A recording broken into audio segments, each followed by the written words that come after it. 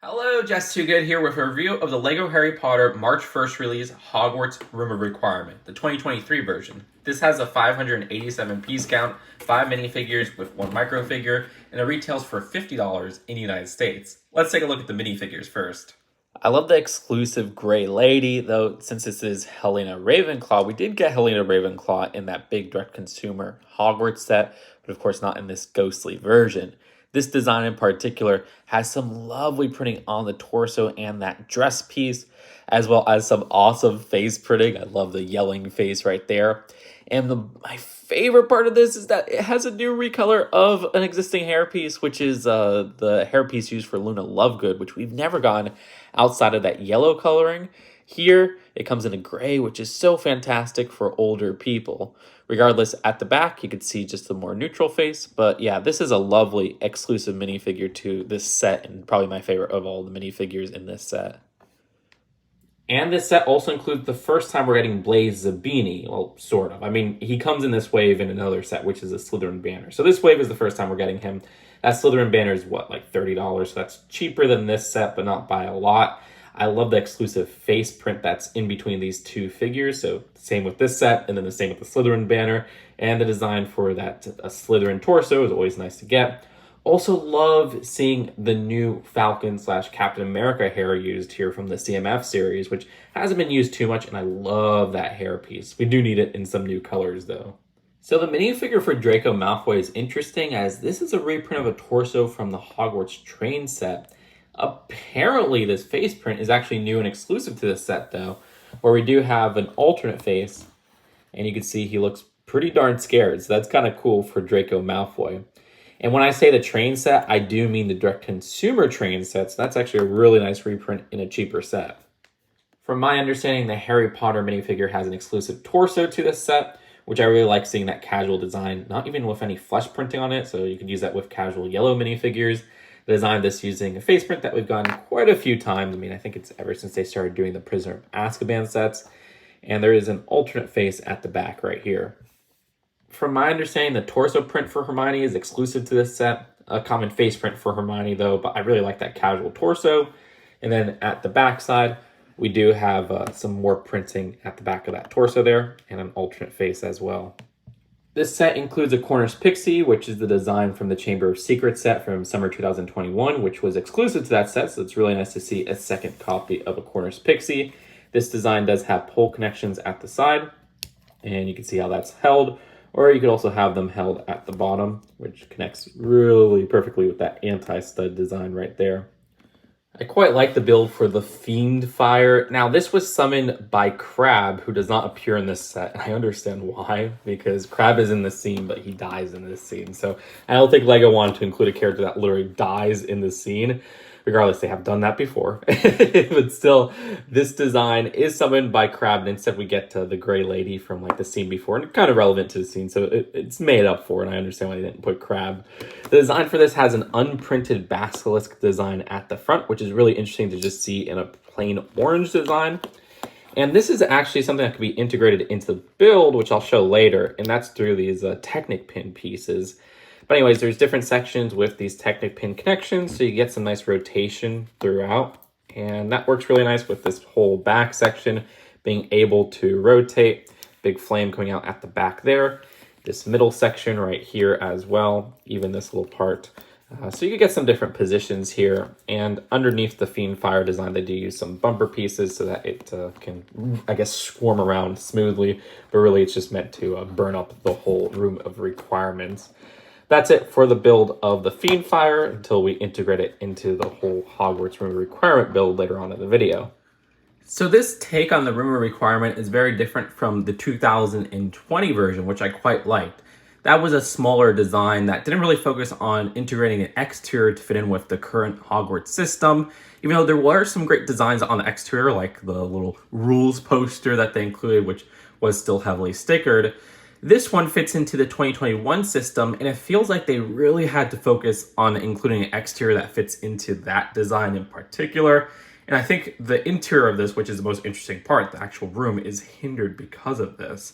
Regardless, like the 2020 version, we have walls that slide to reveal a hidden set of doors, and inside those doors you can see that they actually use some stickered pieces, a total of 4 of them. There's also 2 stickers at the top, which I really wish those Nexonite shields were just printed, because those were kind of annoying to put on. Regardless, getting into the interior, even at the side, there's a sticker used where you can see one on this spire design right here, the side wall, I guess, underneath the spire.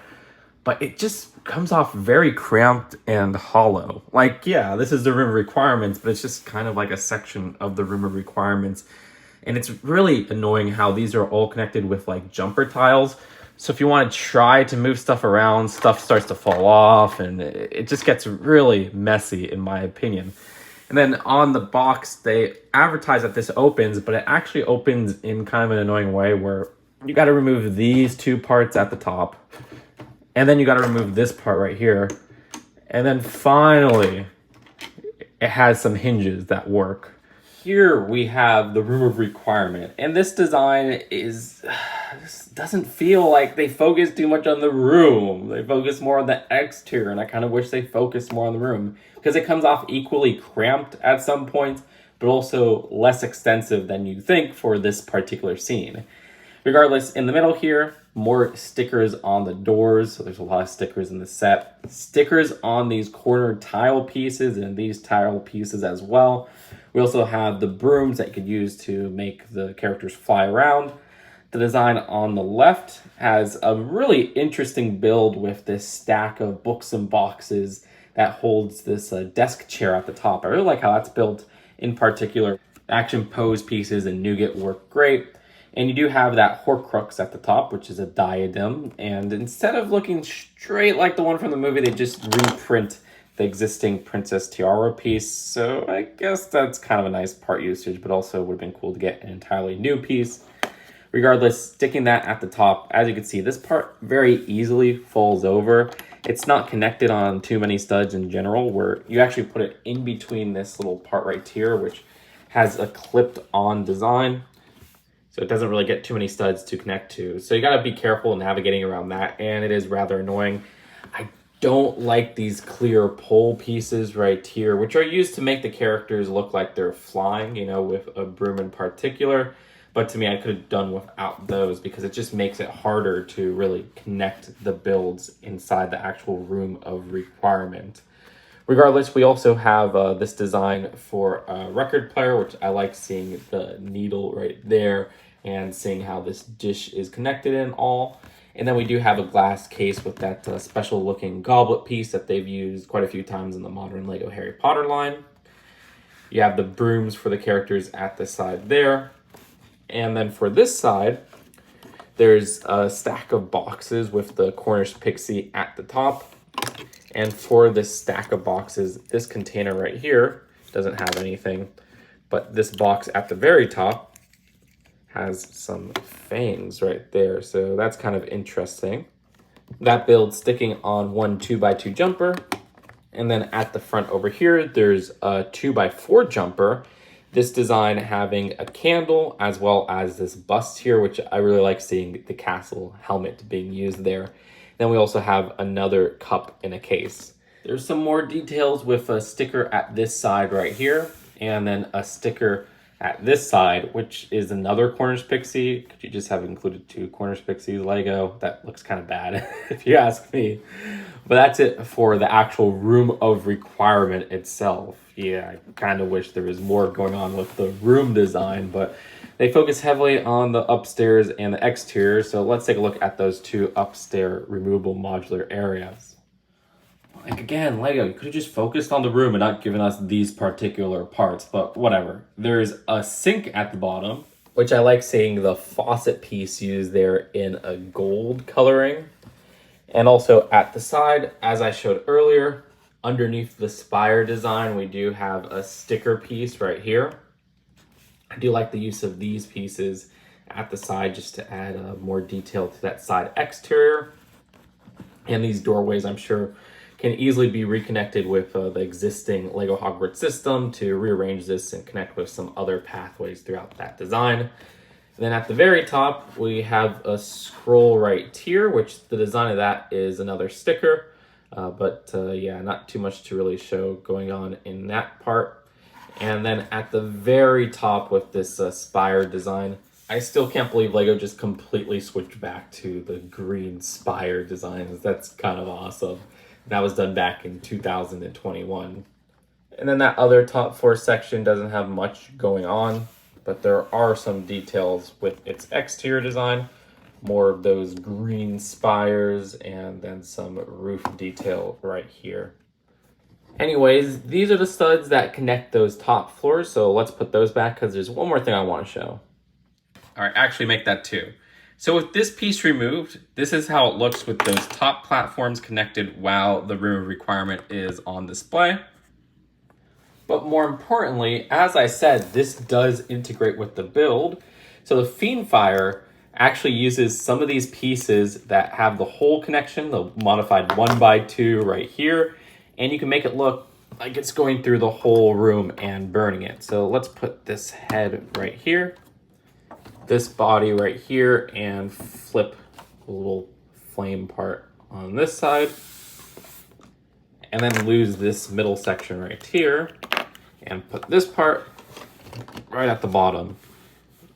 Okay, that actually works better than I expected. I love this design and how you could use that Fiendfire throughout the build. Regardless, I think that's it for the build of this set. Let's take a look at the packaging and the final verdict. The box for this is pretty large for $50, and then at the back, we do have some alternate shots of the set in particular.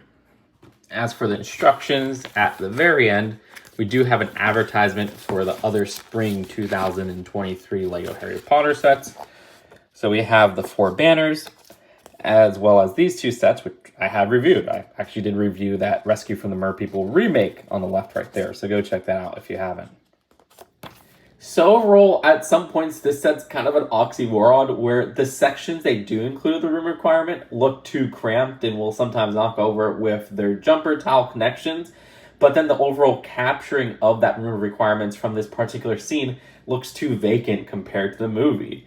This design needed more focus on its interior than its exterior, and I wish they would have just ditched the idea of trying to integrate this exterior to this newer Hogwarts system. I like the ideas that are going on here, and there's some great builds, whether it be that desk chair at the top or the Fiendfire, which can be integrated throughout the build of the room of requirement, but it just feels like too much focus is on the exterior, so you end up paying $50 but not getting much more of an interior design than, say, the $20 version, which was based on Order of the Phoenix. Regardless, it is nice to get a set on Deathly Hallows Part 2. I mean, this set does have some pretty good minifigures. I really like the exclusive Grey Lady. Blaise Zabini is introduced in this wave, but also comes in a Slytherin banner set. And there are some interesting casual outfit variants exclusive to the set for characters that were expected to get throughout other sets. Regardless, with all things considered, I do think that whole idea of the exterior really hampers it, whether making this on display with the interior harder to display where you have to remove that one part and then you kind of have those messy upper floors. And I kind of just wish they focused more on making a more substantial interior design capturing this really interesting room of requirements scene from the Deathly Hallows Part 2. So if everything considered, I'd rate this set a pretty high 6 out of 10. Let me know what you think of this set at its $50 price. Subscribe here for more new early LEGO reviews. I still got some more coming for spring 2023. And I'll see you later. Peace out. Bye.